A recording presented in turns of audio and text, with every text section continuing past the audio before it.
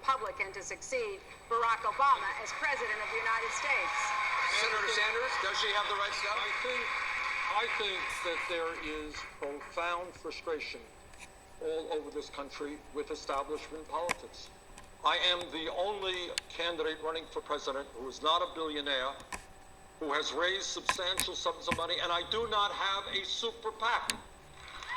I am not raising money from millionaires and billionaires. And in fact, tonight, in terms of what a political revolution is about, there are 4,000 house parties, 100,000 people in this country watching this debate tonight who want real change in this country. We've got a lot of questions we got about climate change. I want to go to Don Lemon. Don? All right, this one is from Martin O'Malley Anderson. Governor O'Malley, this is from Anna Bettis from Tempe, Arizona. Here it is. As a young person, I'm very concerned about climate change and how it will affect my future.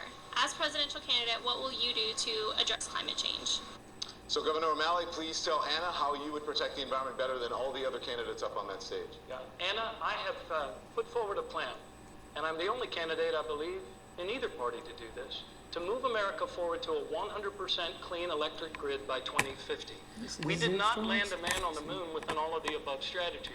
It was an intentional engineering challenge, and we solved it as a nation. And our nation must solve this one.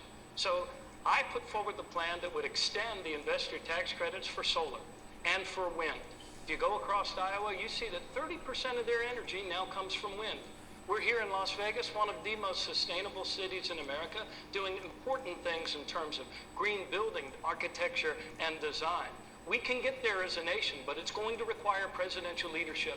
And as president, I intend to sign as my very first order in office an order that moves us as a nation and dedicates our resources to solving this problem and moving us to a 100% clean electric grid by 2050. Governor, we can do it. Governor O'Malley, thank you very much. Senator Webb, you have a very different view than just about anybody else on this stage, and unlike a lot of Democrats, you're pro-coal, you're pro-offshore drilling, you're pro-Keystone Pipeline. The question is, are you out of step with the Democratic Party? Well, the question really is, how are we going to solve energy problems here and in the global environment if you really want to address climate change? When I was in the Senate, I was an all-of-the-above energy voter. We introduced legislation to bring in alternate energy as well as nuclear power. I'm a strong proponent of nuclear power. It is safe, it is clean, and really, we are not going to solve climate change simply with the laws here. We've done a good job in this country since 1970. If you look at China and India, they're the greatest polluters in the world. 15 out of the 20 most polluted cities in the world are in one of those two countries. We need to solve this in a global way. It's a global problem, and I have been very strong on doing that. The agreements, the so-called agreements that we have had with China are illusory in terms of the immediate requirements of the Chinese government itself. So let's solve this problem in an international way, and then we really will have a way to address climate change. Senator Sanders, are you tougher on climate change than Secretary Clinton? Well, I will tell you this. I believe, and Pope Francis made this point, this is a moral issue. The scientists are telling us that we need to move extremely boldly. I am proud that along with Senator Barbara Boxer a few years ago, we introduced the first piece of climate change legislation which called for a tax on carbon. And let me also tell you that nothing is going to happen unless we are prepared to deal with campaign finance reform, because the fossil fuel industry is funding the Republican Party, which denies the reality of climate change and certainly is not prepared to go forward aggressively. This is a moral issue. We have got to be extremely aggressive in working with China, India, Russia, the planet. The future of the planet is at stake. Secretary Clinton, I want you to be able to respond. I'm going to go to Janet. Well, that's exactly what I've been doing. When we met in Copenhagen in 2009, and literally President Obama and I were hunting for the Chinese, going throughout this huge convention center because we knew we had to get them to agree to something, because there will be no effective efforts against climate change unless China and India join with the rest of the world. They told us they'd left for the airport. We found out they were having a secret meeting. We marched up, we broke in, we said, we've been looking all over for you, let's sit down and talk about what we need to do. And we did come up with the first international agreement that China has signed. thanks to President Obama's leadership, it's now gone much further. And I do think that the bilateral agreement that President Obama made with the Chinese was significant. Thank you, sir. Now, it needs to go further, and there will be an international meeting at the end of this year, and we must get verifiable commitments to fight climate change from every country gathered Dana there. Bash?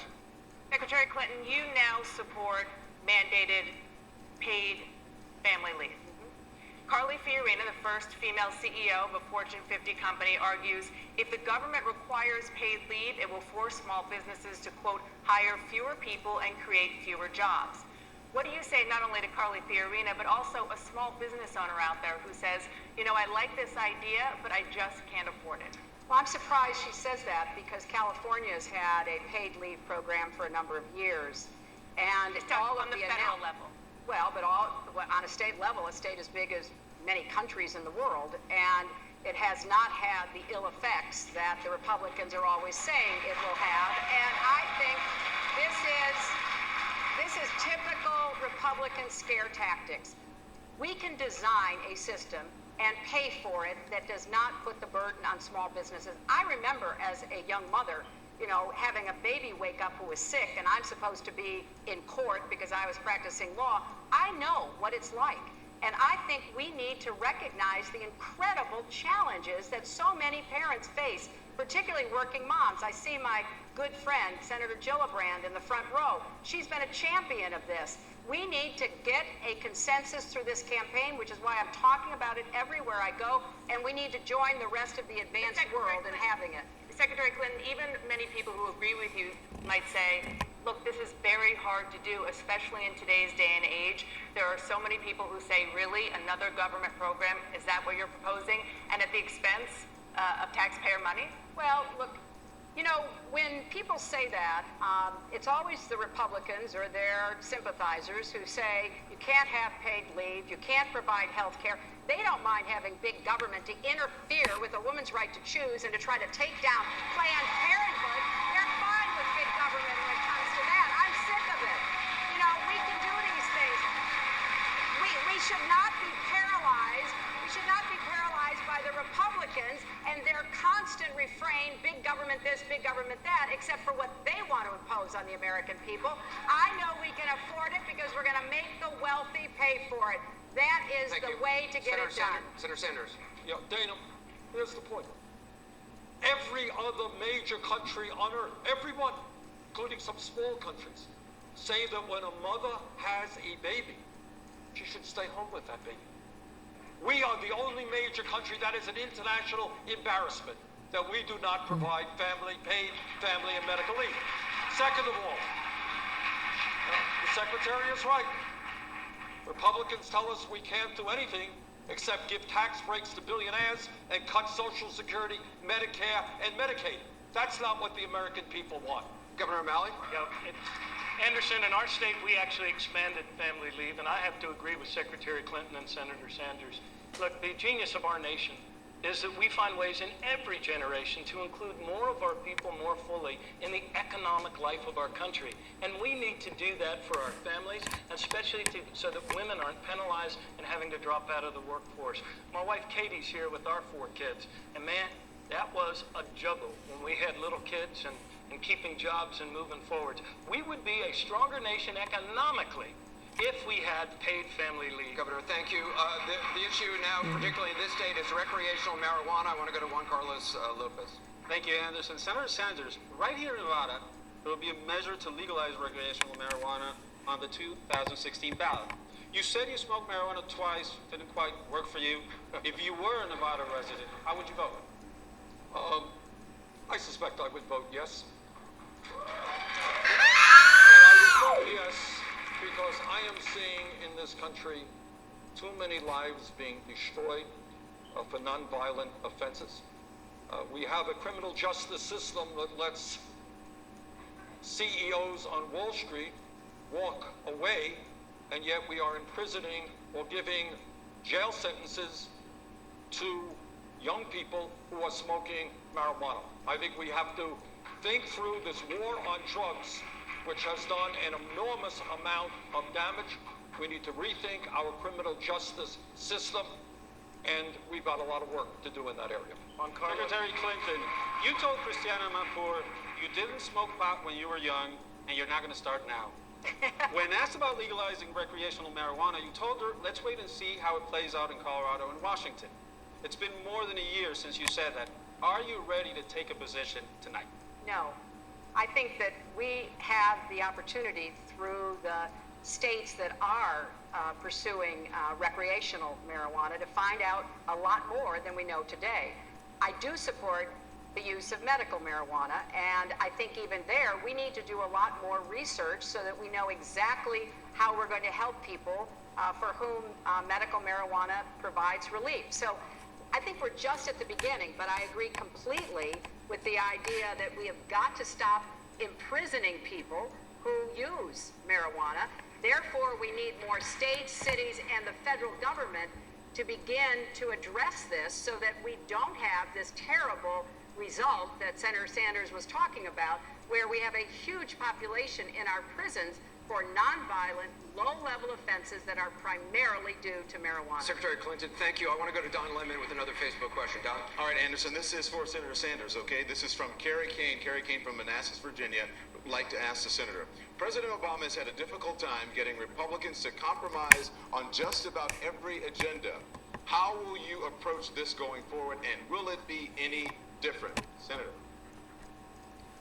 The Republican Party, since I've been in the Senate, since President Obama has been in office, has played a terrible, terrible role of being total obstructionist.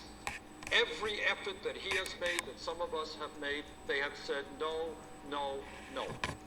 Now, in my view, the only way we can take on the right-wing Republicans, who, by the way, I hope will not continue to control the Senate in the House when one of us is elected president. But the only way we can get things done is by having millions of people coming together. If we want free tuition at public colleges and universities, millions of young people are going to have to demand it and give the Republicans an offer they can't refuse. If we want to raise the minimum wage to $15 an hour, workers are going to have to come together and look the Republicans in the eye and say, we know what's going on. You vote against us, you are out of your job. We're going to hear from all the candidates coming up. We're going to take a short break. More from the candidates.